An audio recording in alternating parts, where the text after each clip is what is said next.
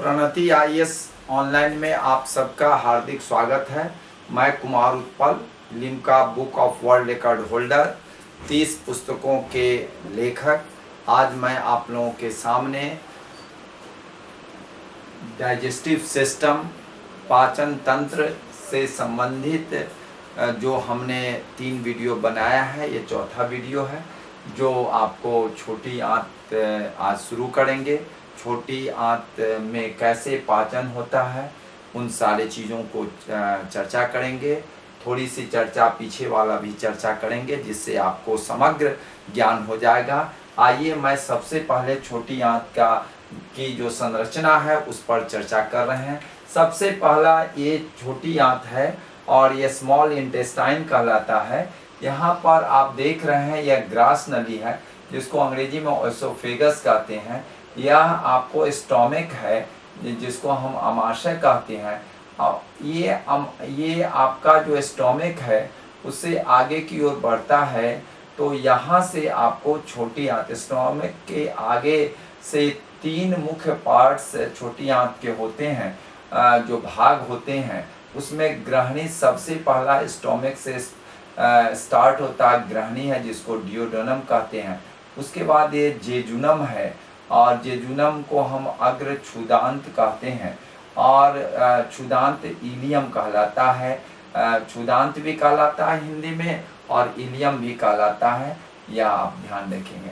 यह जो आपको जेजुनम है जिसको अग्र क्षुदांत और क्षुदांत में, यह आपको शेप और साइज दोनों का समान होता है, इसमें विशेष अंतर नहीं होता है। केवल इसके नामकरण के लिए हम लोग इसको अलग अलग रूप में जानते हैं, लेकिन दोनों के कार्य, दोनों की संरचनाएं लगभग सब समान होती है। मैं ये कहना चाह रहा हूँ कि यहाँ जो स्टोमिक है, स्टोमिक की संरचना पर हम थोड़ा सा आते हैं कि कैसे डियोडेनम में भोजन आता है और वह जो है और ये जो ग्रास नली ओएसोफेगस से आमाशय में कैसे आता है उसको थोड़ा सा एक संरचना से आपको समझाने की कोशिश कर रहे हैं। देखिए, यह जो ओएसोफेगस है, यहाँ जो ओएसोफेगस है यही ओएसोफेगस है और ओएसोफेगस जो है यह जो है कार्डिक पार्ट में आकर के ये जो स्टोमिक है, स्टोमिक जिसको हम लोग आपको आमाशय कहते हैं, यह स्टोमिक के कार्डिक पार्ट में वो ओएसोफेगस आता है। और इससे पहले यह फंडस है जहाँ पर गैस जमा होता है और कार्डिक इसलिए कहा जाता है क्योंकि हृदय से या हृदय के पास रहता है, इसलिए कार्डिक पार्ट कहते हैं। ये बॉडी पार्ट है जो मुख्य भाग है और ये पाइलोरिक पार्ट है जो आपको डियोडेनम में जाके मिलता है। इसका शेप जे शेप का होता है। अब मैं यहाँ कहना चाह रहा हूँ कि कार्डिक, यहाँ पर जो कार्डिक पार्ट में ओएसोफेगस आते हैं, ग्रास नली आकर के स्टोमिक में आपको आमाशय में मिलते हैं। यहाँ पर एक आपको वॉल्व की तरह होता है, लेकिन वो एक्चुअली वॉल्व नहीं होता है, वह स्फिंक्टर कहते हैं, उसको स्फिंक्टर कहते हैं। उसको हम लोग कार्डिक स्फिंक्टर कहते हैं, कार्डिक स्फिंक्टर कहते हैं। यह बड़े महत्वपूर्ण है क्योंकि यह जो है ओएसोफेगस से जो भोजन बक्कल कैविटी से होते हुए, फायरिंग से होते हुए ओएसोफेगस में आता है और ओएसोफेगस से यह भोजन इसमें प्रवेश तो कर जाता है, लेकिन अगर यह स्टोमिक से अगर फिर उल्टी दिशा में जाना चाहेगा तो वह रोक देगा।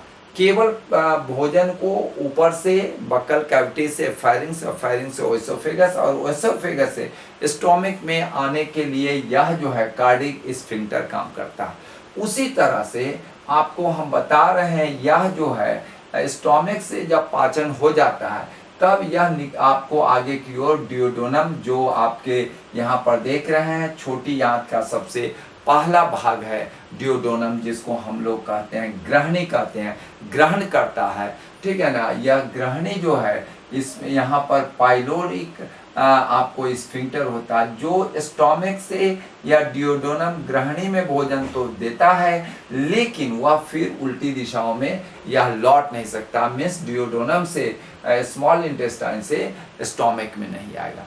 तो यह स्फिंक्टर कहलाता है। यहाँ 2 स्फिंक्टर है, एक जो है ओसोफेगस वाला कार्डिक स्फिंक्टर है, इसको आप ध्यान रखेंगे।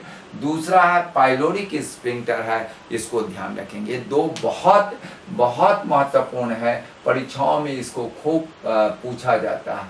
तो अमाशय जो है स्टोमक के बाद जो है, यह स्टोमक के बाद इंटेस्टाइन शुरू होता है। इंटेस्टाइन के तीनों भाग को मैंने आपको बता दिया। ये एक्चुअली आप देख रहे हैं यू आकार की होती है। यह जो होता है यू आकार की मुड़ी हुई संरचना होती है। ग्रहणी अमाशय, ग्रहणी जो है आपको हम बता रहे हैं डियोडोनम है, और अमाशय स्टोमक। यहीं पर आपको क्या होता है, पैनक्रियाज जो होता है अवस्थित होता है, जिसको हम अग्नाशय कहते हैं, जिसको हम अग्नाशय कहते हैं। यहीं पर पैनक्रियाज अवस्थित होता है, जिसको हम अग्नाशय कहते हैं। ग्रहणी, ग्रहणी ये हो गया डियोडोनम, और ये स्टोमक हो गया। इसी पार्ट में आपको पैनक्रियाज होता है। आपको एक बात और बता दें कि यहाँ पर इस संरचना को आप देखेंगे, यह संरचना बहुत महत्वपूर्ण है। ये भिलाई की संरचना है। इंटेस्टाइनल ग्लैंड्स की इसमें आपको पूरी चित्रावली दी गई है, हमने आपको बना करके बतलाया है। यहाँ पर जो है एक्चुअली ये जो भिलाई का पार्ट है, यहाँ से यहाँ तक जो आप देख रहे हैं, तो यहाँ पर पतला हो जाता है, यहाँ पतला हो जाता है। तो यह पार्ट जो है एब्जॉर्प्शन पार्ट है, जो आपको स्मॉल इंटेस्टाइन का या भिलाई का चित्र है। और यह जो है सेक्रेशन का होता है, यहाँ से यहाँ, यहाँ से यहाँ, ये सब सेक्रेशन का है। सेक्रेशन मीन्स स्त्रवण होता है, और यह जो एब्जॉर्प्शन होता है मीन्स शोषण होता है, अवशोषण होता है। भोजन के बहुत सारी चीज़ों का अवशोषण होता है। तो ये भिलाई है। आप इस भिलाई को आप देखेंगे, ये गॉबलेट सेल है, गॉबलेट सेल है जो म्यूकस को सेक्रेट करता है। म्यूकस जो होता है चिपचिपा होता है, उसको यह सेक्रेट करता है, गॉबलेट सेल। इसको एकदम ध्यान रखिएगा, यह बहुत बार पूछा जाता है। इसमें का जितने भी सेल और ग्लैंड्स हैं इंटेस्टाइन के, वह बराबर पूछे जाते हैं, इसको आप ध्यान रखेंगे। तो यह गॉबलेट सेल है, यहाँ पर है। यह जो है सेक्रेट करता है, म्यूकस सेक्रेट करता है, मीन्स म्यूकस का स्त्रवण होता है यहाँ पर। अब हम आते हैं इंटेस्टाइनल, ये एपिथेलियम है, ये भिलाई की तरफ चर्चा पहले ही कर दी है। अब यहाँ पर आप देख रहे हैं कि crypt of Lieberkuhn, crypt of Lieberkuhn जो है, ये जो आपका है ये पार्ट है, क्रिप्ट ऑफ लिवर कून है। ये जो है पार्ट, ये क्रिप्ट ऑफ लिवर कून है। और दूसरा जो है आपको ब्रूनर्स ग्लैंड्स है, ये ब्रूनर्स ग्लैंड्स है। देखिए ये क्रिप्ट ऑफ लिवर कून है, और यह जो है फिर से यह शुरू होता है। तो यहाँ पर जो है आपको ब्रूनर्स ग्लैंड्स है, ब्रूनर्स ग्लैंड है, ये खूब पूछता है, इसको ध्यान रखें। इसलिए मैंने 1 दे दिया क्रिप्ट ऑफ लिवर कून, और दूसरा दिया ब्रूनर्स ग्लैंड्स दिया। अब यह क्रिप्ट ऑफ लिवर कून जो होता है, जो सेक्रेट करता है, एंजाइम सेक्रेट करता है और म्यूकस सेक्रेट करता है, मीन्स स्त्रवण करता है म्यूकस का और एंजाइम्स का। यहाँ गॉबलेट केवल म्यूकस को सेक्रेट करता है, मीन्स स्त्रवण करता है। यहाँ पर यह जो है 2 है, मैंने आपको यहाँ पर क और ख दे दिया है। क और आर्गेंटाफिन सेल कहते हैं। आर्गेंटाफिन सेल जो होता है यह ए है, यहाँ पर आप देख रहे हैं, यहाँ पर जो आप देख रहे हैं यह आर्गेंटाफिन है। और यह जो है पैनेट सेल है, यह ये है, ऊपर में आर्गेंटाफिन है और नीचे पैनेट सेल है। यह जो है आर्गेंटाफिन, इसका क्रिप्ट ऑफ लिवर कून का यह आर्गेंटाइन प्रथम है, और ये पैनेट सेल जो है दूसरा है। और यह जो है आपको हार्मोन और 5-HT को यह स्त्रवण करता है। कौन? आर्गेंटाफिन करता है। तो इसको आप ध्यान रखेंगे। और यह जो है आपको पैनेट सेल और ब्रूनर्स ग्लैंड्स, ये दोनों जो है डियोडोनम में पाए जाते हैं। डियोडोनम में पाया जाता है, उसी डियोडोनम जो इंटेस्टाइन के, छोटी आंत के सबसे शुरू में पाए जाते हैं, स्टोमक के बाद होते हैं, यहीं पर यह रहते हैं। तो इसको आपको ध्यान रखना पड़ेगा। यह पूछा जाता है कि यह ब्रूनर सेल्स और पैनेट सेल्स कहाँ पाए जाते हैं, तो डियोडोनम में, इसको ध्यान रखेंगे। तो यह अगर आप ध्यान रख लेते हैं तो बहुत सारे आपके प्रश्न बन जाते हैं।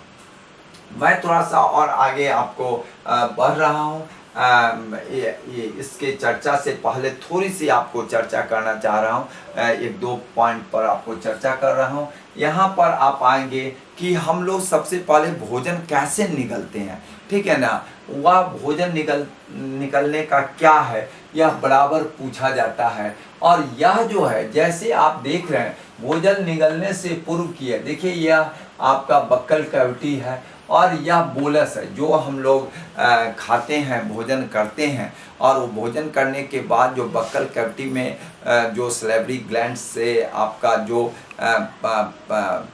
भोजन को पाचन होता है, वह म्यूकस से मिल करके वह जो भीतर की ओर जाता है फैरिंग्स की ओर, तो वह उस भोज्य पदार्थ को हम लोग बोलस कहते हैं।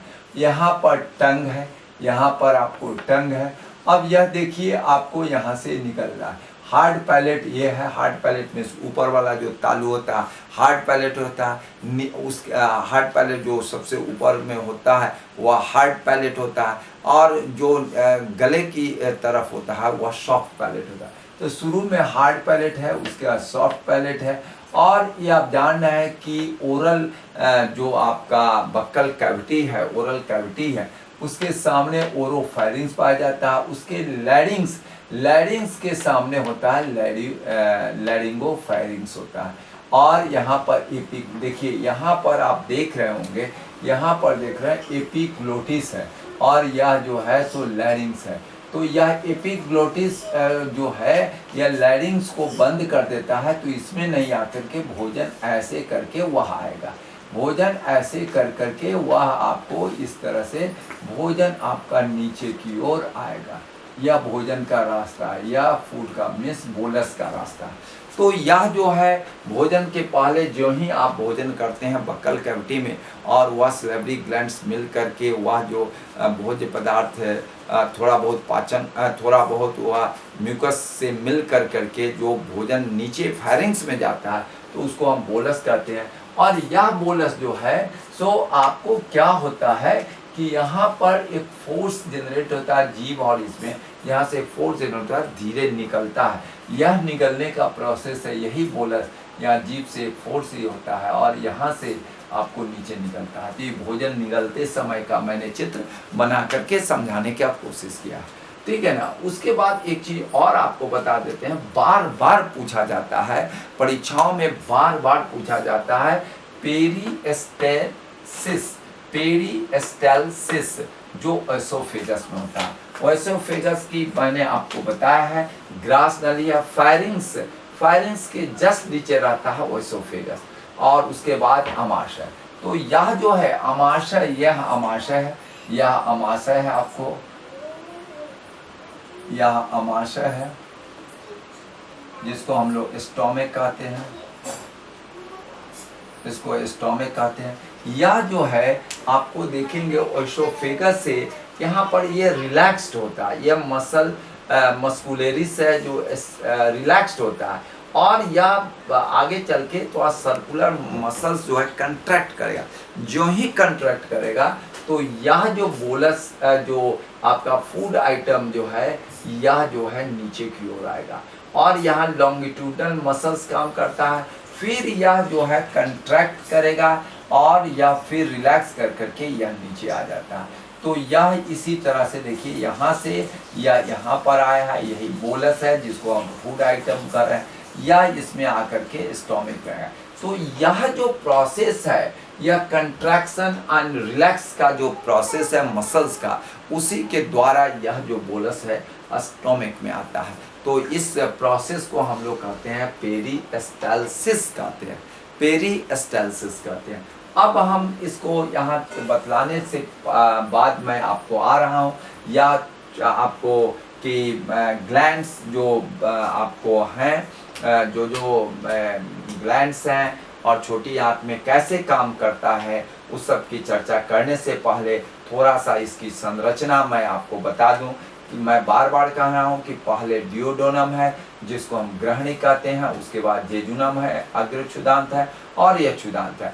यह जो है आपको बता दें कि मैंने आपको बताया है ग्रहणी की दीवार पर ग्रहणी ग्रंथियां ब्रूनर्स ग्लैंड पाई जाती है, जो क्षारीय श्लेष्मल मीन्स अल्कलाइन म्यूकस और पीत वाहिनी बाइल डक्ट एक साथ मिलकर सामान्य वाहिनी कॉमन डक्ट का निर्माण करती है, जो आकर के ग्रहणी में खुलता है।